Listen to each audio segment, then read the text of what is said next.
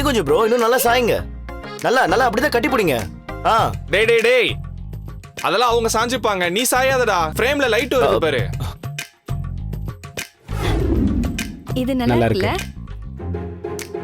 ஏன் ப்ரோ, இன்னும் குரு மேல எனக்கு டவுட்டாவே இருக்கு. நிஜமாவே இந்த ரெஜிஸ்டர் மேரேஜ் உங்க ஐடியாவா இல்ல குரு கொடுத்த ஐடியாவா? டேய், நம்பவே மாட்டியா? வர மாட்டீங்கடே குரு. நீங்க பண்ணி வச்ச சம்பவம் அப்படி, நான் என்ன பண்றது? நீங்க சொல்லுங்க ப்ரோ.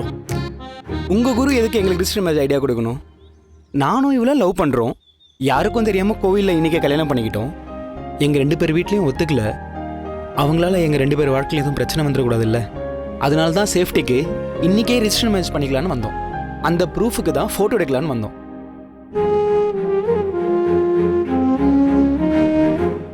ஃப்ரெண்ட்ஸ் எல்லாரும் உள்ள வெயிட் பண்றாங்க. நீங்க வெளில எடுத்த போட்டோஸ் கூட முக்கியம் இல்லை, உள்ள நாங்க சைன் பண்றத ஒரு போட்டோ எடுங்க, அதுதான் ரொம்ப முக்கியம். சரி, நம்ம போலாமா? வாங்க குரு, வாங்க போலாம். குரு, என்ன யோசிக்கிறீங்க? இல்ல, அவர் சொன்னதுக்கு அப்புறம் தான் ஒரு முக்கியமான விஷயமே எனக்கு ஸ்ட்ரைக் ஆச்சு. நானும் காவியா இந்த மாதிரி தானே கோயில்ல கல்யாணம் பண்ணேன். எங்க அம்மா என்னன்னா ஒரு பக்கம் கோவமா இருக்காங்க, உத்தமன் ஒரு பக்கம் செம்ம காண்டில் இருக்கான். இப்ப நாளைக்கே ஒரு பிரச்சனை வந்துச்சுன்னா நான் என்னடா பண்றது?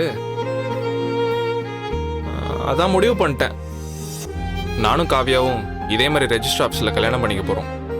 ஏன் குரு, 25 மேரேஜ் பண்ணி வச்ச உங்களுக்கு இப்ப வந்து ஒருத்தர் வந்து சொல்லிதான் உங்களுக்கு ரெஜிஸ்டர் மேரேஜோட முக்கியத்துவம் தெரியும். நீ எல்லாம் என்ன கலாய்க்கிற அளவுக்கு ஆயிட்டன்ல, எல்லாம் என் நேரம்டா. கோவில நடந்த கல்யாணத்தையே ஏத்துக்க முடியாதுன்னு சொல்றாங்க.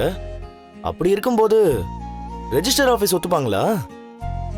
ஆமாண்டா, அதை பத்தி நானும் யோசிக்கவே இல்லை. உண்மையை சொல்லி கூப்பிட்டா கண்டிப்பா வரமாட்டா.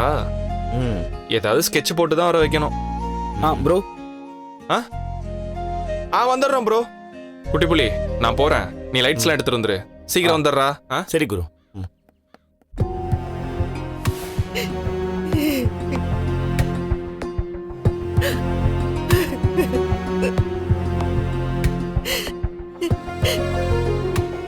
தம்பி ஒரு நாள் வீட்ல இல்லனா கூட வீடு வீடாவே இருக்காது.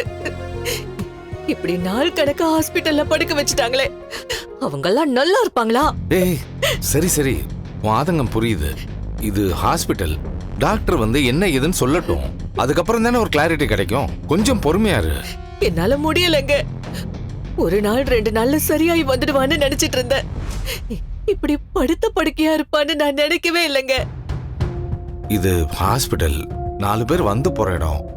கொஞ்சம் பொறுமையா இரு. எந்த சேஞ்சும் இல்லையே. இது வரைக்கும் கொடுத்த ட்ரீட்மெண்ட்டுக்கு எந்த சேஞ்சும் இல்லையே. ஆமா டாக்டர்.